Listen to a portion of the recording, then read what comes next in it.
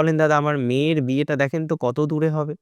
এই কোয়েশ্চেনের উত্তর খোঁজার জন্য আমাদের এই ভাবগুলোকে দেখতে হয় যে ম্যারেজের অধিপতির সাথে বা ম্যারেজের কারকের সাথে কোনোভাবে তৃতীয়, নবম বা দ্বাদশ পলিটিক্যাল ম্যাটারে মেষ রাশির জাতক-জাতিকাদের এগিয়ে যাওয়ার সম্ভাবনাটা অনেক বেশি প্রবল। সো আমরা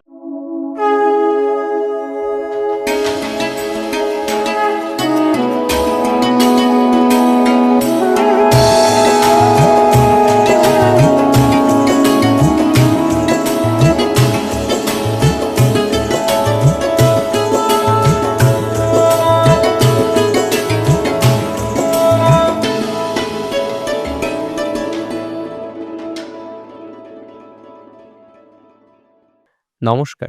জয় শ্রী গণেশ। স্বাগতম আপনাদের প্রত্যেককে আজকের অনুষ্ঠান। আজকে আমরা আলোচনা করব মেষ রাশির জাতক-জাতিকাদের নিয়ে। মেষ রাশির জাতক-জাতিকাদের সেনাপতি এবং রাজার সংযোগ কেমন ফলাফল এনে দিতে পারে? দেখুন, আপনারা জানেন মেষ রাশির বর্তমান পরিস্থিতিতে বৃহস্পতি তৃতীয়, মেষের একাদশে রাহু, পঞ্চমে কেতু, শনি দ্বাদশে, ৭.৫ই চলছে। আর এমতো অবস্থায় তাদের ভাগ্যস্থানে যাচ্ছেন কে? রবি। তাদের ভাগ্যস্থানে কে যাচ্ছেন? মঙ্গল। দেখুন, রবি কিংবা মঙ্গল ভাগ্যস্থানে কি ধরনের ফলাফল দেয় সেটা নিয়েও আমরা বিস্তারিত একটি আলোচনা করেছি। তবে আজকের আলোচনা খুব সিম্পল, যে রাজা ও সেনাপতির সংযোগ, মঙ্গল এবং রবির কম্বিনেশন, সেটির ফলাফল আপনার জীবনচক্রে ঠিক কেমনভাবে আসতে পারে, তার ফলাফলে আপনি কতটা প্রভাবিত হতে পারেন। আজকে সেই বিষয় নিয়ে আমরা বিস্তারিত আলোচনা করব বা বিস্তারিত চর্চা করার চেষ্টা করব। দেখুন, আমরা সবাই জানি যে রাজা সবসময় তার সেনাপতির কাছে সেফ। একজন কমান্ডার তার দেশের জন্য নিজের জীবনটাও দিতে পারেন। তাই রাজা সবসময় সেফ হয় সেনাপতির সাথে, তার সৈন্যবাহিনীর কাছে। রাজা এবং সেনাপতি একসাথে বেশ কিছু বিষয়ে কিন্তু ফলাফল স্ট্রং ভাবে আসতে চলেছে। মেষ রাশির ভাগ্যস্থানে এই কম্বিনেশন। প্রথমে চলুন বুঝে নিই যে মেষের কোন কোন ভাব এই সংযোগের সাথে কানেক্টেড। ডেফিনেটলি রাশি বা লগ্ন ভাব, কারণ রাশির অধিপতি মঙ্গল নিজে। Definitely fifth house. কেন? কারণ পঞ্চমপতি রবি আপনাদের। ডেফিনেটলি অষ্টম ভাব, এইট হাউস। কেন? কারণ মঙ্গল হলেন অষ্টমপতি এবং ডেফিনেটলি নাইন্থ হাউস, কারণ এই সংযোগটাই তৈরি হয়েছে নবম। তাহলে এই লগ্ন থেকে আমরা কি দেখি বা রাশি থেকে কি দেখি? আপনার দেহ, আপনার স্বাস্থ্য। কেউ যদি বলে যে লগ্ন থেকে সম্মান দেখি, সেও রাইট। কেউ যদি বলে লগ্ন থেকে প্রসপ্যারিটি দেখি, সেও রাইট। কারণ লগ্ন এমন একটি জায়গা বা রাশি এমন একটি জায়গা যে জায়গাটি থেকে বিভিন্ন রকমের প্রেডিকশন গুলো করা সম্ভব। হ্যাঁ, বাকি হাউসগুলির কি প্রয়োজন নেই? অবশ্যই প্রয়োজন আছে। তবে লগ্নের বা রাশির গুরুত্ব অন্য জায়গায়।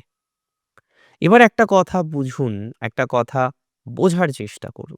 এই যে গ্রহ সংযোগ নিয়ে আজকে আমরা আলোচনা করছি, এই সংযোগ তৈরি হচ্ছে আপনার ভাগ্যস্থানে। নবম হচ্ছে স্পিরিচুয়াল ক্ষেত্র। নবম হলো লং ট্রাভেল। আপনি দূরে যাবেন তো লং ট্রাভেল দেখতে গেলে 9th হাউস দরকার। বিদেশ যাবেন 12th হাউস দরকার। 3rd হাউস দরকার যখন শর্ট ট্রাভেল করবেন। তাই কেউ যদি বলেন, "দাদা আমার মেয়ের বিয়েটা দেখেন তো কত দূরে হবে?" এই কোয়েশ্চেনের উত্তর খোঁজার জন্য আমাদের এই ভাবগুলোকে দেখতে হয় যে ম্যারেজের অধিপতির সাথে বা ম্যারেজের কারকের সাথে কোনোভাবে তৃতীয়, নবম বা দ্বাদশ কানেক্টেড কিনা। আবার অনেক সময় দেখা যায় দশাতে একজন জাতিকা বা জাতকের বিয়ে হওয়ার পর ফরেন ল্যান্ড দেখাচ্ছে। হয়তো তার প্রফেশনাল পারপাস সে ফরেন ল্যান্ডে যাচ্ছে। সো এখানে প্রেডিকশনটা ঠিক এরকম জায়গায় চলে আসে যে হ্যাঁ, বিবাহের পরে আপনার সন্তানের আমরা দেখতে পারবো যে তার বাইরে থাকতে হবে। এটার মিন এই নয় যে তার বাইরে গিয়ে বিয়ে হচ্ছে। ব্যাপারটা বুঝতে পেরেছেন? So 3rd house, 9th house, 12th house দরকার। কেউ বলছেন, "দাদা আমি ঘুরতে যাবো।" দেখুন তো সময়টা ভালো কিনা? অবশ্যই এই ভাবগুলোর শুভ কম্বিনেশন কিন্তু প্রয়োজন হয়। আচ্ছা, মূল প্রসঙ্গে এখন আসি। এই সংযোগ আপনার জন্য কেমন? দেখুন, আমি বলি এই সংযোগ আপনার মানসিকতার পরিবর্তনের সংযোগ। 7.5 বলে অনেকের উদ্যম নেই। অনেকে মাঝে মাঝেই ফ্রাস্ট্রেটেড হয়ে যান। কি হবে, কিভাবে চলবো, কিভাবে চললে ভালো হবে? এই যে স্বাভাবিক চেতনা, এই স্বাভাবিক চেতনা থেকে আপনারা অনেকেই বারবার বিরত থাকেন। এই স্বাভাবিক চেতনাকে আপনি অনেক সময় গুরুত্ব দিতে চাইলেও গুরুত্ব দিতে পারেন না। তাই না? আমি আপনাদের একটা সিম্পল কথা বলি। যারা বারবার খেয়াল করছেন যে স্বাভাবিক চেতনাকে গুরুত্ব দিতে পারছেন না, বারবার খেয়াল করছেন যে স্বাভাবিক চেতনাকে গুরুত্ব দিতে গিয়ে আপনার বিভিন্ন রকমের প্রবলেম জীবনচক্রে চলে আসছে। আই মাস্ট সে যে আপনার চেতনা বৃদ্ধিপ্রাপ্ত হবে, আপনার কনফিডেন্স বাড়বে। এমনিতে মেষের কনফিডেন্স কিন্তু বেশি। আর অপরকে কনফিডেন্স দেওয়ার ক্ষেত্রে মেষের জুড়ি মেলা ভার। আপনি খেয়াল করে দেখুন কত মানুষকে আপনি কনফিডেন্স দেন। আপনি খেয়াল করে দেখুন কত মানুষ বিপদে পড়লে আপনি গিয়ে তার পাশে দাঁড়ান। তাহলে আপনার মধ্যে কনফিডেন্স আছে। প্রেরণা দেওয়ার ক্ষমতা আপনার মধ্যে আছে। কারোর মনের মধ্যে প্রেরণা যোগানোর ক্ষমতা আপনার মধ্যে আমরা লক্ষ্য করতে পারি। সো এটা কিন্তু অনেক, অনেক, অনেক বেশি গুরুত্বপূর্ণ। এটা কিন্তু অনেক, অনেক, অনেক বেশি দরকারি। এ বিষয় নিয়ে কিন্তু কোনো সন্দেহ আমার নেই। কোনো রকম সন্দেহের অবকাশ কিন্তু আমি দেখছি না। তাহলে ফার্স্ট অফ অল মেষের মানসিকতাটা আরো বেশি স্ট্রং হতে চলেছে। তার কনসেপ্টগুলো আরো বেশি ক্লিয়ার হতে চলেছে। সে কিছু কনফিডেন্স নিয়ে নতুন কাজ করতে চলেছেন। অনেকের দেখবেন সম্পর্ক নিয়ে একটা কনফিউশনের জায়গা আছে যে এগোবো না এগোবো না। এগিয়ে গেলে কি সমস্যা হতে পারে?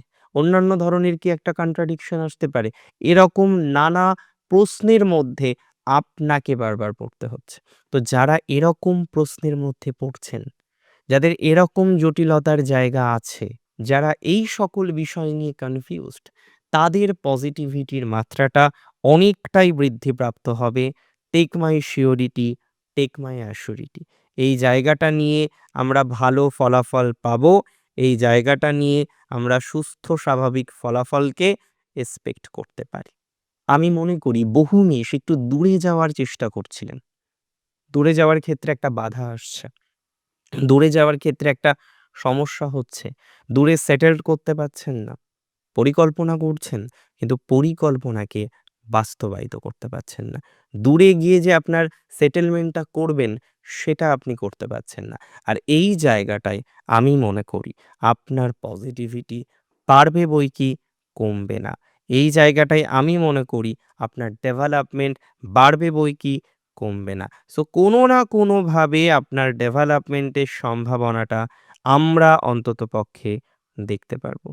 কোনো না কোনোভাবে আপনার পজিটিভিটির সম্ভাবনাটা আমরা অন্ততপক্ষে দেখতে পারবো। এবং একটা সার্টেন টাইমের পর আপনি যদি স্ট্রং মেন্টালিটি নিয়ে চলতে পারেন, একটা আ তীব্র শক্তিশালী মানসিকতা নিয়ে চলতে পারেন, আপনার পজিটিভিটি এমনিতেই বাড়বে। দূরে যাওয়ার ক্ষেত্রে বাড়বে, দূরে সেটেলড হওয়ার ক্ষেত্রে বাড়বে। অন্যান্য ধরনের যদি কোনো পরিকল্পনাও আপনার এট লিস্ট থেকে থাকে যে, "দাদা আমি এখন যেখানে আছি আমি অন্য রাজ্যে গিয়ে একটা বাসায় থাকতে চাই, একটা ঘরে থাকতে চাই, একটা ফ্ল্যাট নিতে চাই।" পরিকল্পনা সার্থক হবে আপনার। এই স্ট্রং কম্বিনেশন সোশ্যাল রিলেটেড ম্যাটারে আপনার অ্যাক্টিভনেসকে বাড়াবে। যারা পলিটিক্সে আছেন, রাশি মেষ, খুব ভালো সময়, খুব স্ট্রং সময়। পলিটিক্যাল ম্যাটারে মেষের কিন্তু এগিয়ে যাওয়ার প্রবণতাটা হবে দেখার মতো। পলিটিক্যাল ম্যাটারে মেষ রাশির জাতক জাতিকারা তরতর করে কিন্তু এগিয়ে যেতে পারবেন।